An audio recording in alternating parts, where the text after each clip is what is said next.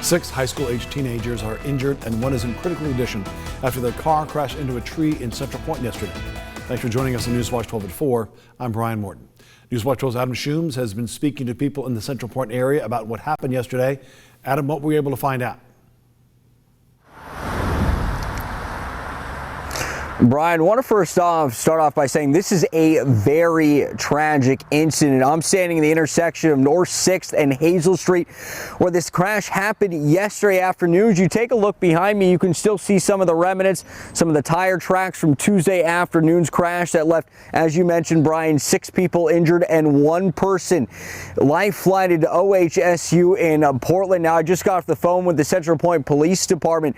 They tell me this investigation is ongoing at this hour. They do not expect to have an update tonight, but that could change obviously as the night moves forward. Let's kind of go where we stand right now at this hour. As you take a look at some of the video that has been coming on. The crash happened around 1 p.m. on Hazel Street and North 6th Street. Multiple law enforcement agencies responded to the scene. Police say, like I mentioned, 6 teens were in one of the cars involved in the crash. 15-year-old girl was treated for critical injuries. She's also transported to OHSU in Portland. Neighbors say speeding on Hazel Street is a common issue in their neighborhood. I saw the accident that was right over here, and I immediately knew I had to jump in and try to help out. So I checked in with law enforcement, told them I was a retired nurse and can I help out, and they referred me over to fire, told them the same thing, and they said, yeah, go ahead. So I immediately took over.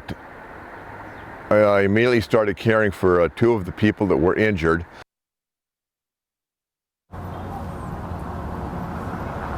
Yeah, Greg is a retired nurse. When he arrived at the scene, he couldn't even tell what kind of car it was. Told me that it spun around with the front facing the intersection. He went on to say that he saw several people laying on the ground. Jones took care of the people until they were transported to the hospital. Like I mentioned, this is an ongoing investigation. Those that live in the neighborhood tell me that speeding is very common in this neighborhood. The people that drive in these cars around here treat this like a drag strip. You'll hear more of those statements coming up tonight on Newswatch 12 at 5 and 6. But for now, we're live in Central Point tonight. I'm Adam Schoombs, Newswatch 12.